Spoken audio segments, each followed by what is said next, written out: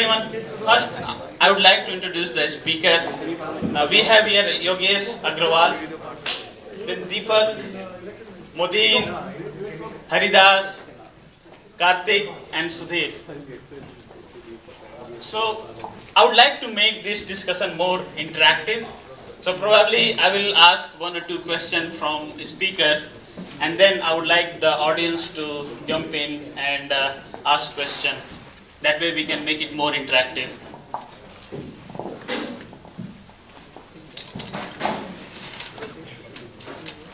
So my first question to panel is, recession is just getting over, and I know a lot of my friends or colleagues might have got stuck at their position, at what they are doing right now. So in terms of giving advice to them, I would like panel to tell them how they should position themselves to move up to the next level or transition where they are.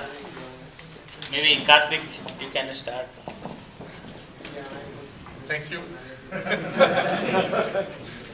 It's good to be here.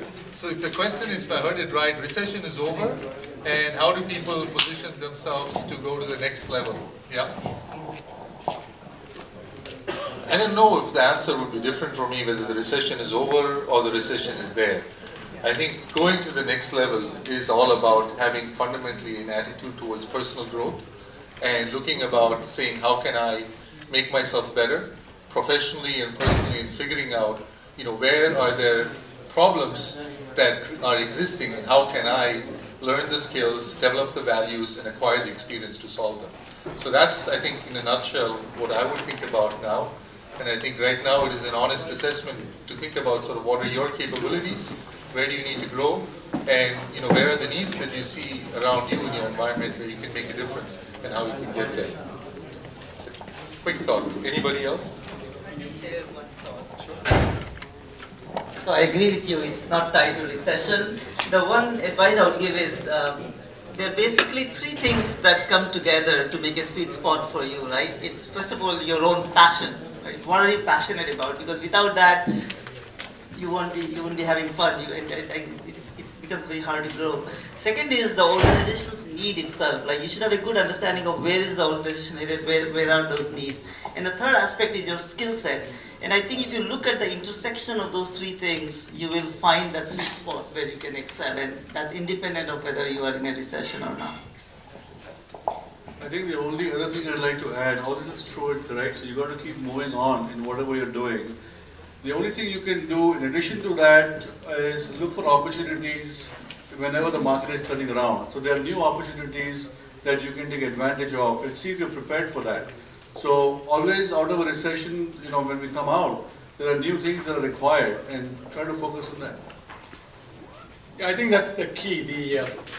The opportunity comes to those who are prepared. So being, if you're in the area that I was covering was R&D, in R&D being technically vital. So because your skill set becomes outdated because the technology is changing rapidly. So you have to keep changing and updating your skills as time goes on and positioning yourself when the opportunity strikes.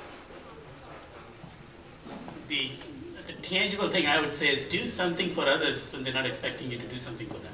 That's a great point. Yeah, it is really go the extra mile, write a paper, do something different that's out of your comfort zone that demonstrates that you want it more than the other guy and that you're willing to go the extra mile for them. I have a couple of points to make here. The first one is when we all get out of college, we all think that, okay, this is how I'm going to plan my career, or this is the kind of job that I want. Honestly, all of you, I'm asking you the question in reverse. How many of you feel that having spent so many years in the industry now, you are on the path that you thought you would be when you started getting out of college? How many of you? Raise your hand. Including the panel. Including the panel. Just one guy, that's great. He just passed out last year. That's a great one. So my point is that, everybody, every one of us has sort of, I wouldn't say meandered along, but figured out things in a creative way and gotten to where we are, right? And will get to where we will get to. But the key question that comes to mind always is that when we do planning, when we look at planning for our companies, when we look at planning for our departments or divisions or whatever work that you're doing for your product, for example, you do so much thinking, right? You do so much thinking, 3-year plan, 5-year plan, etc. Not one of us, really speaking, does a career plan for themselves. I mean, all the elements that the panel is talking about is thinking creatively, doing something different, doing something unique, writing a paper. All those are very valid if you have like a big picture scenario that you've planned out for. Okay, here's what I want to be. And I have seen many people, unless they have stuck to one company, and there are many of my batchmates who are CEOs of companies, who stuck to one company, stayed there for 25, 28 years. There's no other place good to go but up. And they've become CEOs, right? I'm not saying that they're not competent, they're great guys. But my point is that did they plan for it? We don't know. I mean, I think most of us don't do any kind of SWOT analysis. We do SWOT analysis for our products, for our departments, for our divisions. How many of us have done that? Many of you are MBAs probably after having done your engineering, and so would understand what SWOT analysis means, or at least have been forced to understand what SWOT analysis means. But we don't do that for ourselves. Where am I, right?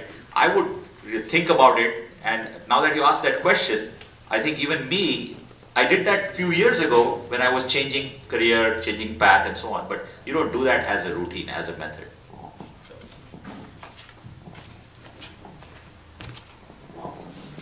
Any question from audience? Can you give a 2-minute explanation of what is SWOT analysis for the non-MBA? Can some MBA in the audience give I think we can take this question offline. Yeah. No, let's answer it quickly. It's not that bad, it's not that hard. Who's an MBA in the audience? Sanjay. You should answer it yourself. So it's basically strengths, weaknesses, opportunities, and threats. So what you're essentially doing is you're analyzing whether it's a product or a company or a department or what have you, right? Or market. You're looking at what the strengths that you bring to the table, what are the weaknesses that you have that you bring to the table, because that's part of you.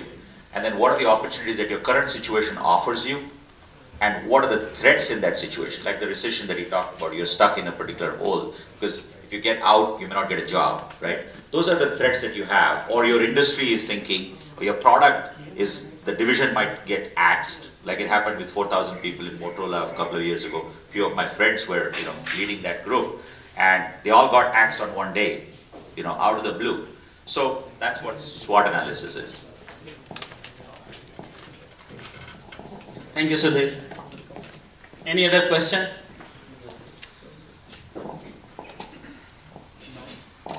Okay.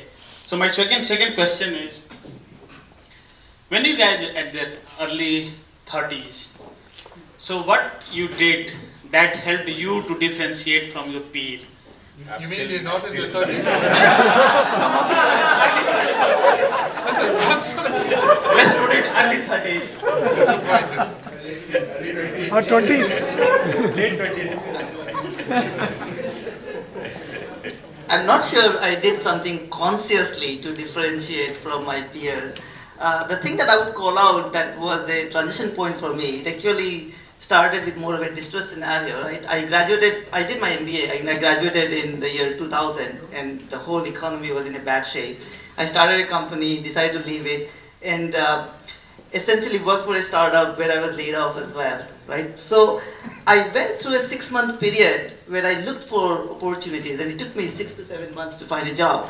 But that experience, what it did to me was when I finally went to work for Symantec, I was very committed. I really, really wanted to do well, and I wanted to excel in what I did, right?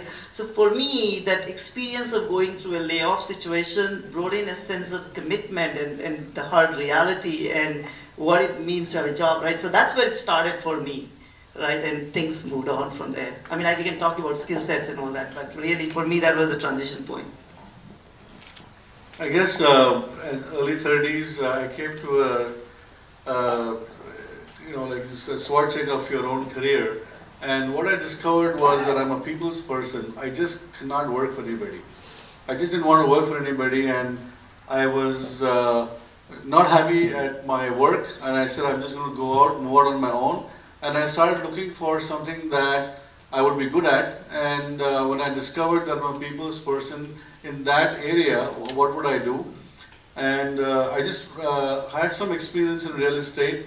And I said, you know what, it's a drastic career change, but I just felt good about it. I just felt very confident that I wanted to do this. And I left my job, a very healthy job, and I just decided to leave it one fine day. And when I left my company, I really looked up at the sky and I said, you know what, I'm free. And I don't forget that day because I really discovered myself, and I think that was a big change for me.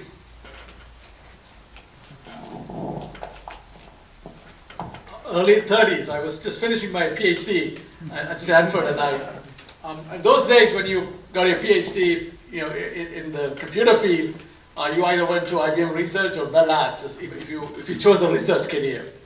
So I was already doing a part of my thesis at IBM Research, and they made me an offer that I couldn't refuse, so I decided to join. But those days, coming out of Stanford, there's this entrepreneurial spirit, and I thought I'd stay for 2 years, get my green card and jump ship and start out. But it was a good working environment, and it was just easy to just stay on there than take the risk of moving out and starting a company at that time. But I keep saying, one of these days I'm going to do it, and 28 years later I'm still saying that. I don't think I did anything differently. But what I found useful was believing what you did and persist with it. In general, people who succeed, I find they're fanatically persistent in what they do. And that's what I think has been helpful to me. Well, having come from India, the 20s was about gathering the courage to ask a girl out on a date.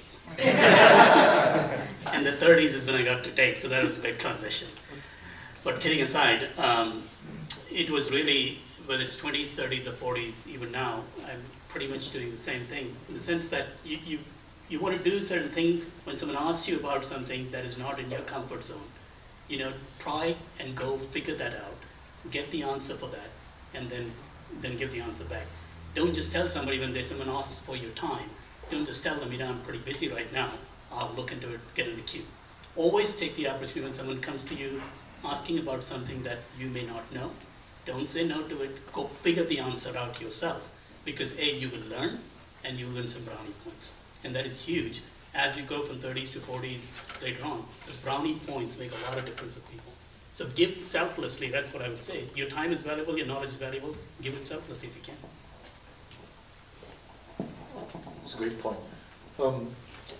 Let me just say, now I'm in my early 40s, and if I reflect back, I'd like to say that the career where I am now is based on the sum of my experiences, and where I will go is based on the sum of my values. So when you reflect back and saying it's interesting now that 40s, the experiences have sort of shaped you to where you are. You go back in 30s and saying, if I had now the hindsight of where I am now, would I have done things differently? And as it turned out, I wouldn't have done anything differently because I did what I was really passionate about. I went into an industry and into a profession, and I chose it out, and I tried my hardest to get in there. And I enjoyed it, and it was also a good fit with my skills. As it turns out, 10 years later, that is the overriding factor that sort of shapes who you are, and you'll see that time flies by. So in your 30s, think carefully about what is it that you're truly passionate about, and what is it that you're skilled at, or can develop the skills with a reasonable amount of belief that you can do that. I mean, if you are a bad singer, don't try to become an opera singer, perhaps, right? But figure out where is the match between those two and shoot for the stars. Because 10 years later, where you're going to be is the sum of your experiences and build your values along the way. Next time you're going to ask the question this way, okay? They all say everything, there's nothing else to say. So my question again is, how many of you guys are under 33? Raise your hand. Oh, there is a bunch. Okay, so the question was valid. Okay, legit question. I was wondering whether the question was legit or not.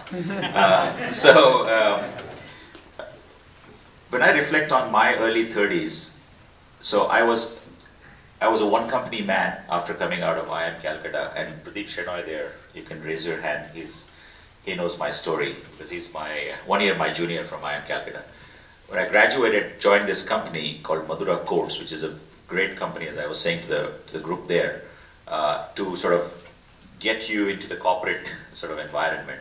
I was a one-company guy, and when I came into my 30s, I said, that's the end of corporate life for me because I just hated where I was. It was like a golden cage. You had a driver that even wore a cap or a hat and carried your briefcase, and you had a car, and you had a great house and everything. And I was itching to do something on my own. So in the early 30s is when I thought my passion was entrepreneurship. I thought I will get out and do something on my own, which is what I did. I started a couple of companies in India before I came over here in 1998. So my 30s, starting from the early 30s, was all about slogging for yourself. Just have a question. Yeah. I only know Hari because I sat in the discussions. I don't know the rest of you guys. If you can please introduce yourself and tell us where you are today, that will really help. Absolutely. I work as Senior Vice President and Head of Sales for a company called Sourcebits. And a piece of good news, this morning we announced that Sequoia funded us $10 million. So. My name is Karthik. Until about a few weeks ago, I was the Chief Operating Officer of the Solutions Organization at SAP. As of tomorrow, I'm going to be Head of Business Planning and Governance for another division. The last 15 years, I have done a combination of startup, management consulting, and technology at Cisco and at SAP. I'm Haridas. I run the Solution Services Group for Mobile Commerce at Sybase. All that means is some exciting stuff in the mobile space. I'm Moidin. I'm the Associate Director of the IBM Alumni Research Center. And I've been there 28 years, as I mentioned earlier. And I have, half my time goes into running the lab, and the rest of the time I lead some technical projects that cut across the multiple functions in the lab. So I'm a person from semiconductors, switched to real estate 20 years back. And in these 20 years, I have done everything about real estate, from sales to finance to construction. We have now a construction company here in the Bay Area. I have a construction company in Bangalore. And of course, in the .com days, I didn't want to be left behind, so I did a real estate.com as well to make sure it's part of the group. So we not only built a company, we sold it. And so I'm back to my good old basic construction company. So my name is Yogesh Agrawal. I head up the cluster storage product group at Symantec, and in that capacity I lead product management and engineering.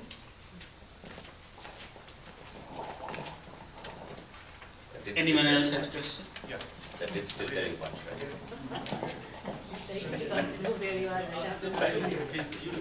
I can stand up and ask my question. If you can't hear me, let me know. I will speak more louder than this. My name is Ahmed. I've been coming to this event for a long time now. We have a very strong panel sitting right there. And I was just writing down the people are from various different backgrounds. We have a sales guy, we have a COO, product management, research, real estate. And you guys talked about SWOT analysis. I just wondering, how did you found out your true calling? In my mind, which is very small, I don't think SWOT can give you a true calling. It can give you strength and weaknesses, but how did you guys, like for example, if I look to you and say, hey, you decided to go from Cisco to SAP and be a CEO of a solution group, how did you decide that this is what you want to do? The question assumes I found my true calling. and the answer is actually I'm in a perpetual state of search. I have not found my true calling. I enjoy every part of the journey. And at every stage I'm just looking at it and saying what it is about the job, the attributes around it that sort of fascinate and excite me. And does it have a reasonable fit with what I can do and where I can still improve? And based on those two things, I'm like, okay, it's time to make a move because there's something else that is there that is so exciting and there is a fit to something that I can do and contribute, but there's also tons I can learn in this process. And in each transition, that's sort of how I approached it. And you know, when I find my true calling, I'll give you a call. That's absolutely true. Any other question? You want to come here? I can speak. Yeah, we can hear you. It's not a question, it's more of a request to Karthik. He was talking, I was in a table, soft skills. He was talking about the horizon, like how we think, at what level we are in. So suppose I'm an engineer right now. I want to be a CEO someday. So I need to think now itself to reach that level, horizon. He was talking about the horizon.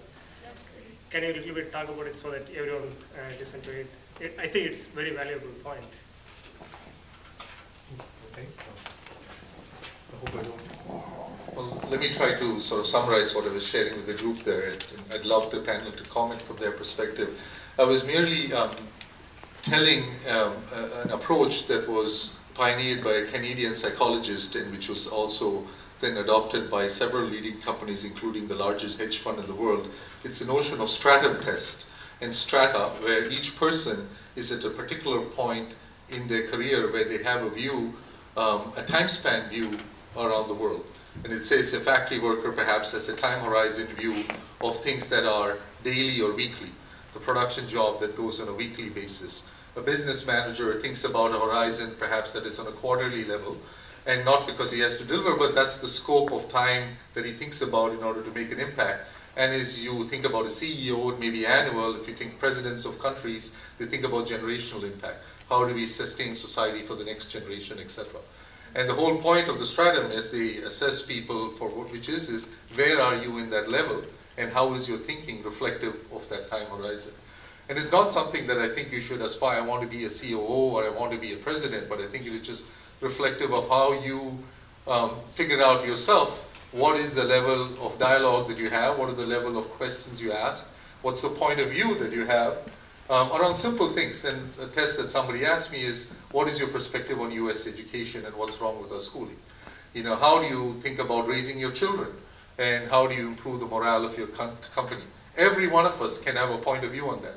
I would suggest you break out into small groups and talk and hear each other talk, and you will find that people operate a different stratum to that, and that gives you an indication of where you are. So that's been my experience and was useful for me to think about it as I think about my personal growth. So I think it's a great concept to have as a session, perhaps.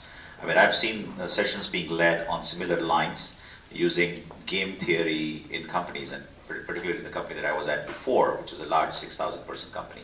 But using that concept to try to assess even, so we came up with this whole idea of, finding out the true Arjuns from our team. And we called it the Arjuna assessment. And that assessment was very informal. It went on for about 3 months, like you said. And these smaller groups came out with the exact, I didn't know that it was strata-based or anything, but we went through that exercise and we came out with, out of the 6,000 people, 40 people were really identified. We wanted to identify the next level of leaders for the company and groom them wherever they were. And it was amazing that none of the 40 was at a VP level or at a senior VP level. They were all, way below in the hierarchy, and they had vision, they had the right kind of attitude, and they had the spectrum that he was talking about of thought process, which was at a much elevated state than the rest of it. So I think these exercises do happen in organized companies, I guess, but it could be done in an informal setting as well. Very valid.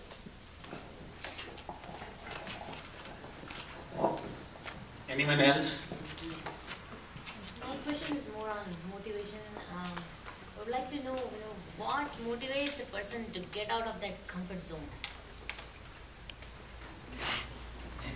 In my case, I'm in a very comfort zone. The desire to be outside the comfort zone. I don't like my comfort zone. I want to be uncomfortable. What's going to motivate me to get out of here is the food. So.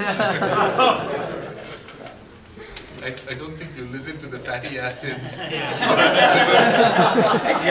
That food is a bomb. Sorry, Athidhi restaurant.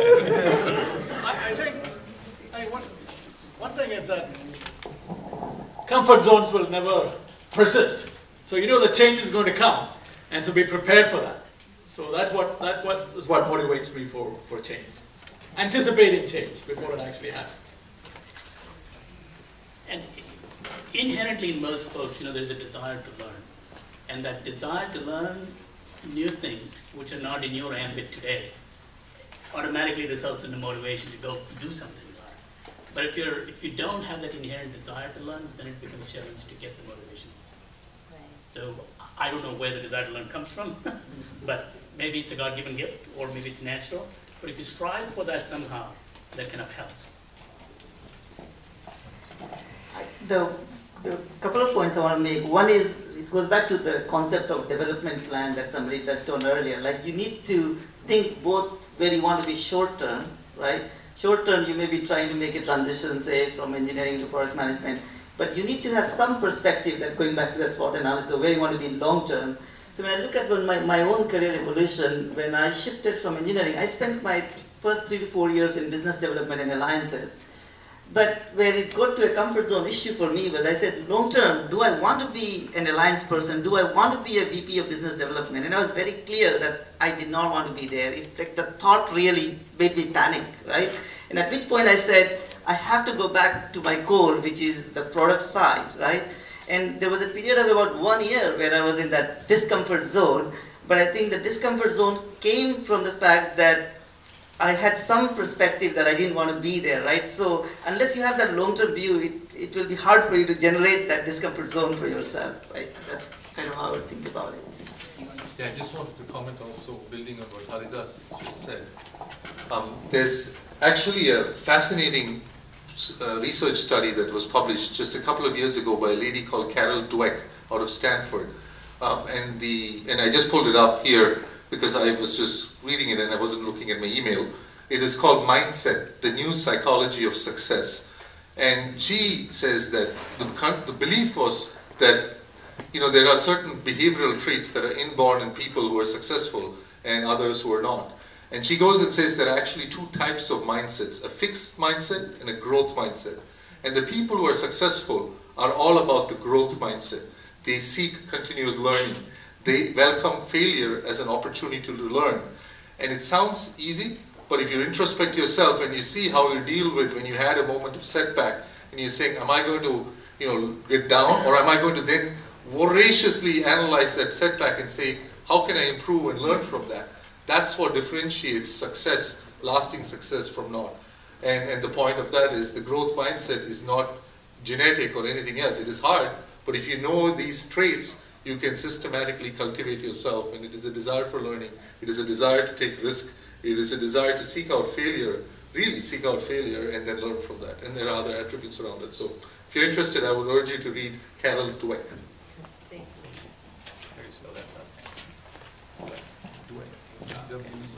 Anything else?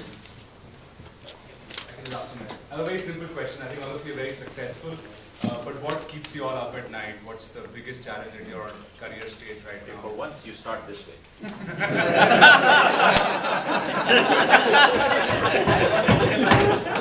I want to answer her question first, because purely from what my experience has been, if you want to get out of your comfort zone, buy the biggest house that you can.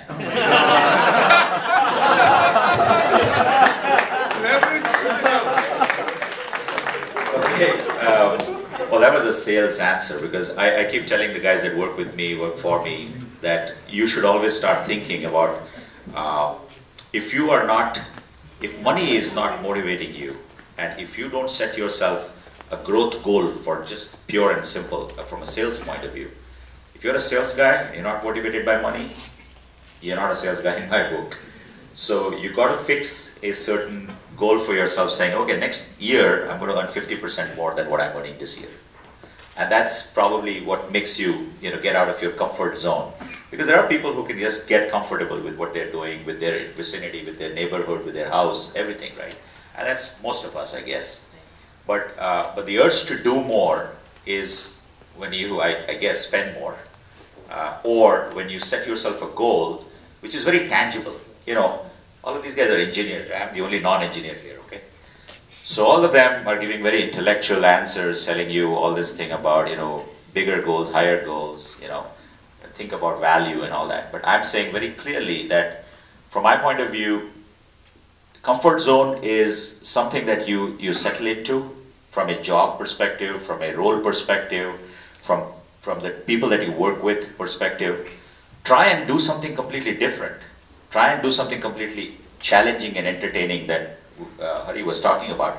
But at the same time, set yourself a goal that next year I'm going to be here, or I'm going to be in this. You know, I have in my bedroom, I don't know if it was me or my wife that had this huge, you know, painting that had like a mansion. I don't know what house it was or where it was. We got this as a poster when we were traveling somewhere, and she just liked it and she put it in our bedroom closet. And every time you go inside your closet and change your clothes, you're looking at that house and saying, am I going there? Am I really looking for that? Is that my goal? But anyway, that's just an image for you. But I think that's what I would look at to try to see how I can set myself as a stronger and a more challenging goal, just simply tangibly. What keeps you awake? Yeah, we have to answer the original question. All right, sorry, I forgot. So the question was, what keeps me awake at night? Well, I wouldn't say that. I don't know. I mean, I don't know how to answer that question because I get a great night's sleep. So to be honest, I don't know that there's something that really keeps me itching and burning at night, except heartburn sometimes with the food from other. So let me tell you a parable that was written on the wall of the CEO of Home Depot, and that's what sort of goes to sleeping at night. It says some of you may have heard of it. Every morning in Africa, a lion wakes up and a gazelle wakes up. Every morning in Africa, the lion has to run faster than the slowest gazelle, otherwise it will starve to death. Correct. Every morning in Africa, the gazelle has to run faster than the fastest lion, otherwise it'll be eaten to death. It ain't matter whether you're a gazelle or lion, but when you wake up in the morning, you better be running. So that's what keeps me up at night, which is I know I'm going to be running the next morning. That's a good one. It's a good question. As he said, I do get a good night's sleep. Unfortunately, I'm not insomniac, but on a regular basis, it's the jobs that we do today. There are things that happen. Many of us are in global roles, and that's an escalation, whether it calls. Those things actually go through your brain constantly, and this is what we call the work-life balance. When you see that as you do these global jobs, your brain is always thinking, even when you have come back from office back to work.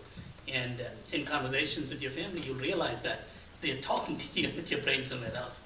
And if you could control that, you will get great sleep at night. You won't have to sweat anything. That's how I look at it.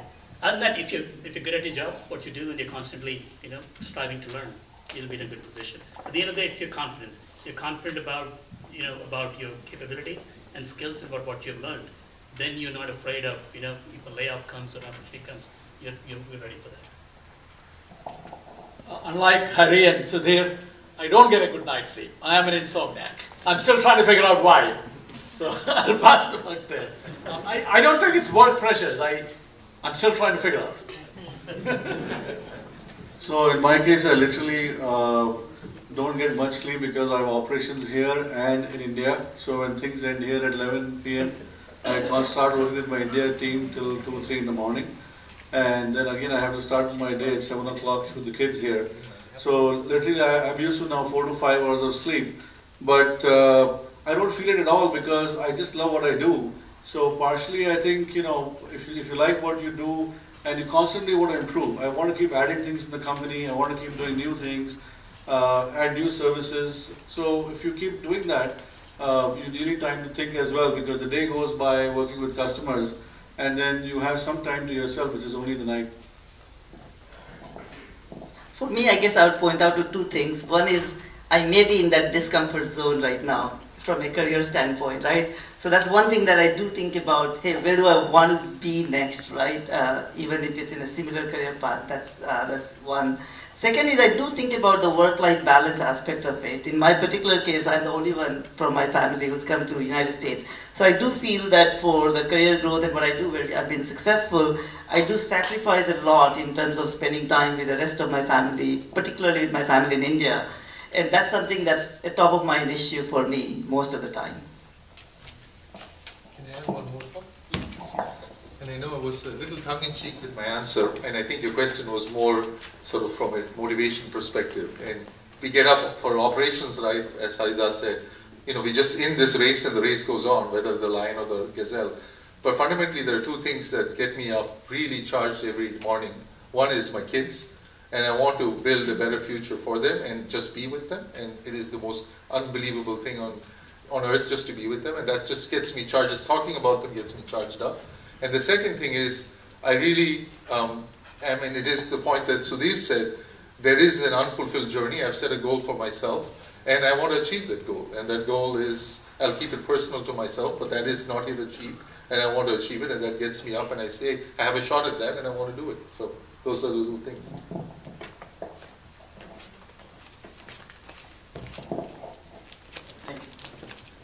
Why don't you stand up?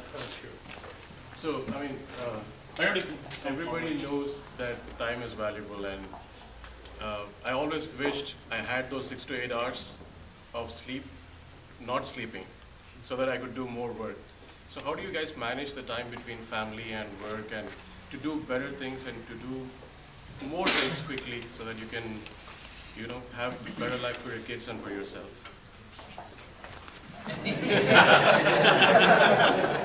I think it's a wonderful question, particularly because this whole session was about careers and lives. Somebody mentioned about work-life balance. I think this is the toughest one, if you ask me, that all of us deal with, and I'm assuming most of the panel members would agree with me here, that getting time for those beautiful moments with the kids increasingly becomes a challenge, particularly if you have global roles, the travel schedules, your time zone syncs, if you have global teams that you manage, odd-hour calls, escalations, it's all part of life. And the only thing that I have told my wife is, and also my extended family, the rest of the family members, my parents are here, my dad is 80, my mom's 76, touch wood, they're healthy, they're here. And I tell all of them that the day we are all together is Diwali, or Holi, or whatever the festival that we want to celebrate. It doesn't have to be, you don't have to wait until October to celebrate Diwali. So I think we have to catch those moments that you're together with your family and make the most of them. And that is the time when all the crackberries of the world cannot sort of extricate me from that gathering. In fact, Pradeep again knows that very well. There'll be emails going unanswered, calls going unanswered, everything going to voicemail for that day or that half a day that you have to spend that time. I believe in that as a method of coping. But other than that, it's the toughest challenge for any kind of a growing career, in my book. Absolutely true, Sudhir, and I made my mistakes of time along the way. When I was starting out in my professions, the time challenge I faced was I used to overcommit and underdeliver. So I learned the lesson of, hey, don't overpromise, don't sandbag, but make sure you deliver on this. As I went through in my career, I found the time challenge that I was expecting too much from my teams and not balancing their times and not respectful. I learned that. Now in this stage of my career, my wife says, you're not respectful of your own time. You sleep too little, you're not with the family 5-6 hours. So there's going to be a challenge of learning the time on a tactical level. But I really echo what Sudhir said. You have to figure it out, what is your strength and weakness. But at the same, most important I think is what Sudhir said, which is live in the moment. There's a phrase that I heard a long time ago, which is, every yesterday is but a dream, every tomorrow is but a vision, every today well lived makes every yesterday a dream of happiness and every tomorrow a vision of hope. So you just have to focus in the here and now and enjoy the moments, but really, embrace it and be 100% in it. And secondly, you shouldn't short-circuit your sleep. You really need 8 to 9 hours of sleep a day to function well. Yeah, and Karthik's so right on the sleep part. Just 2 bits, take the time out to be with your family, even on a daily basis. Talk to your wife for a while, talk to the kids for a while. It's very important. And the other thing is, emails can be ignored. Not every email has to be answered. Yeah. You know, there is a way of prioritizing. You know, when we have the time, when we are single, we have the time, we just stuck to it and we love to answer everything. You feel powerful because you've responded to somebody. But as you go along, you realize that every email that you've been CC'd on, it doesn't need to be answered. If it gets to a crisis, they'll call you or get to you. Haridas, you feel powerful because you've not answered somebody else. Get on with it. One of the things I found very helpful was the environment was very supportive of work-life balance. You know, there are people who work most of the time out of their home, and with the internet, you know, it's become very easy to do that. So as long as the work gets done, it doesn't matter whether you go to your office and do it or you do it out of your home. So that has helped a lot, and you know, spending a little bit more time with your family. So I would say the supportive environment at work has helped me a lot. Yeah, I think that's my comfort zone actually. What you just said is my comfort zone today. But that's okay, right? Which is that the company allows you to work at home? Yeah. Okay. So now, how do I get out of it? Go to the office. Go to the office. Buy a house. Start from once a day, once a week. You work out of your bed? Ridiculous. I can do whatever, you know. That's my challenge. Yeah, I think this is a very good question, and it's a fundamental problem with growth. And we kind of you know, get so occupied with growth that it's very easy to give up on the nearest to you. So the family life always suffers because we easily, you know, can get away with it for a while. But you know, I have two boys, and you know, I work from home, and I try to work from home all the time. And even though we have an office, I try to do everything from home. And that way, at least, you know, I get to see my kids when they come from school. If I don't have an appointment, so it increases my interaction with them. I drop them to school every morning, so that's my chore, and I have to do it. Even if I sleep at 4:30, I get up at 7:30. I drop them to school because that's my 15 minutes of my time with them, and I make sure they don't put the radio on or the music on because you know they instantly want to put that on. So you have to you know, get these times out around your time.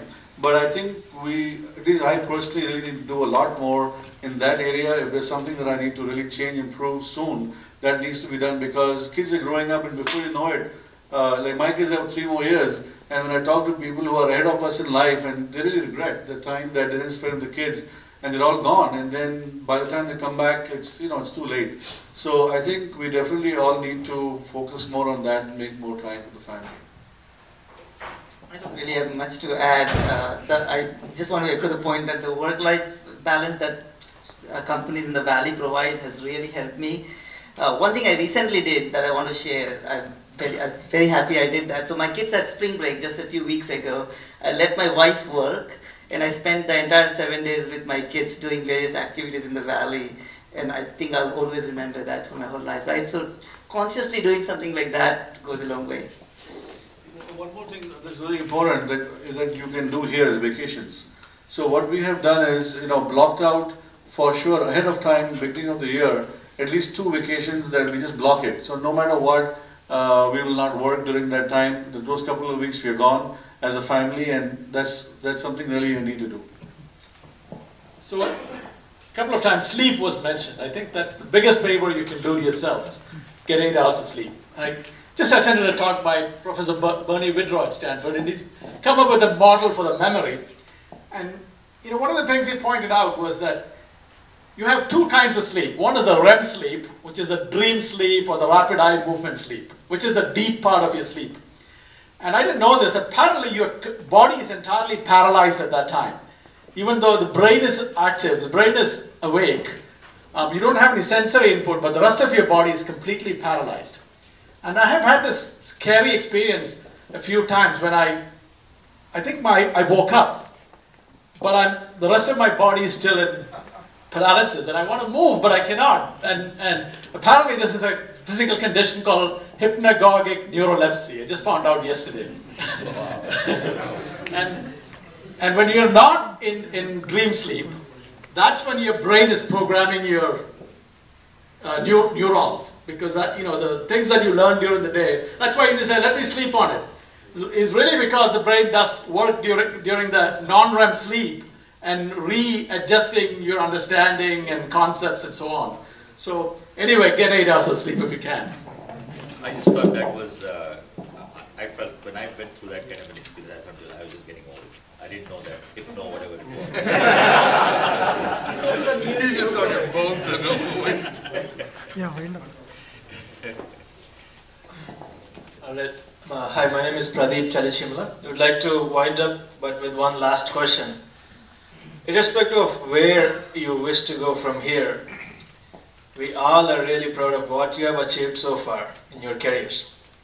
And we all wish you the best in your plans ahead. From your experiences, I'd like to know from each one of you, maybe 1 or 2 word answer would suffice. What's your personal quality, 1 or 2 qualities that have helped you the most to reach where you have reached today? Thank you.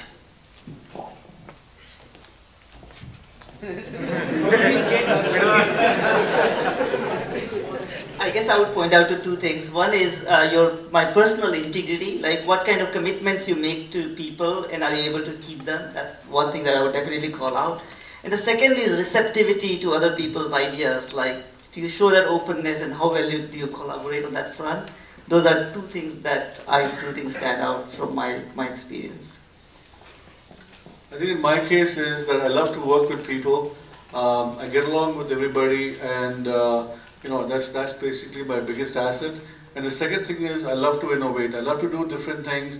I love to do things that were not there before, and that really gives me a high. And my motivation is just I'm driven by that. I think my strong point is persistence. Once I decide to do something, I will go after it until I achieve it.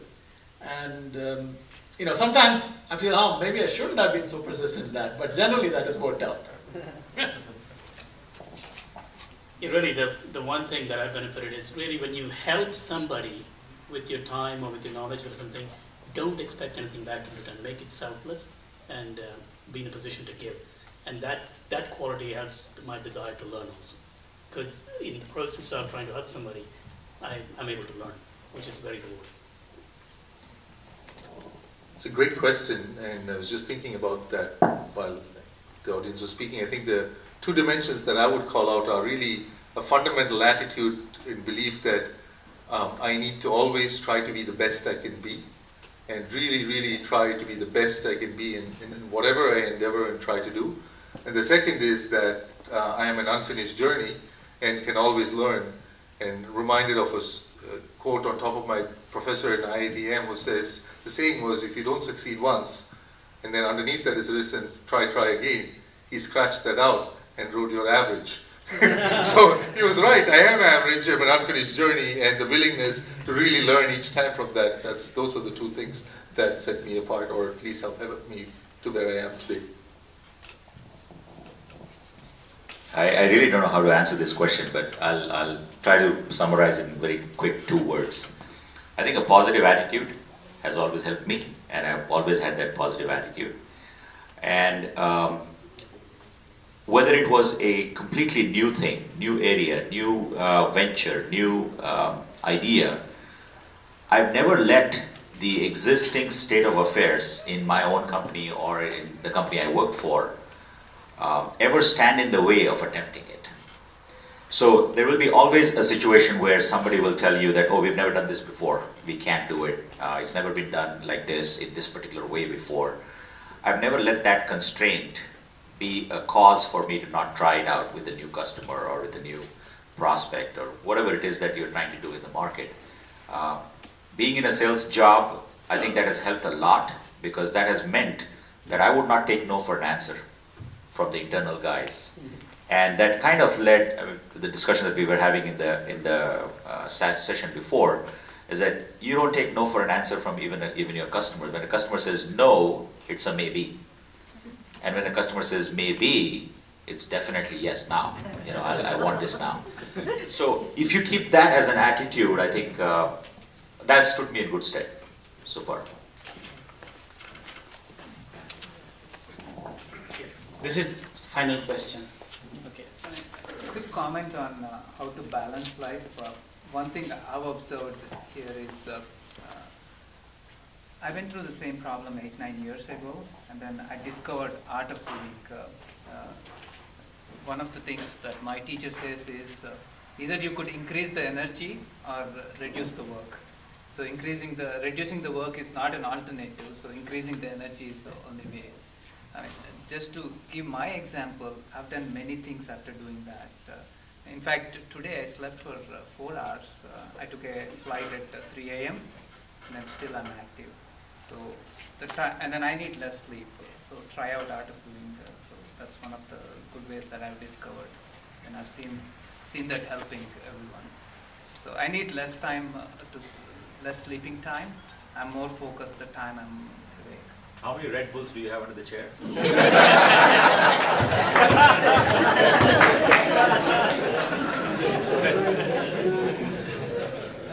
So I would like to thank you panel for sharing their insight, and let's. She's now coming out of the comfort zone. She's had a few Red Bulls. My question is more on family, right? So you guys succeeded in your career. Did your wife have to sacrifice something? So you go ahead. Let me give you a cell number. Because both the wheels cannot go parallel, right? We have Agreed. Agreed. I can say in my case, absolutely. Why don't you?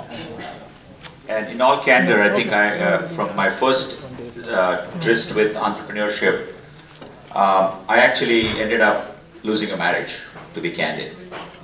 And I decided I won't make the same mistake again, and made sure that my second wife left her job the moment the kid was born and stayed at home, and was very happy and still very happy with what she's doing with the kid and with the rest of the family. But I think there is just that price that somebody in the family has to pay, and I don't know, for whatever it is, I would have been very gladly able to take that role and let her run with her career.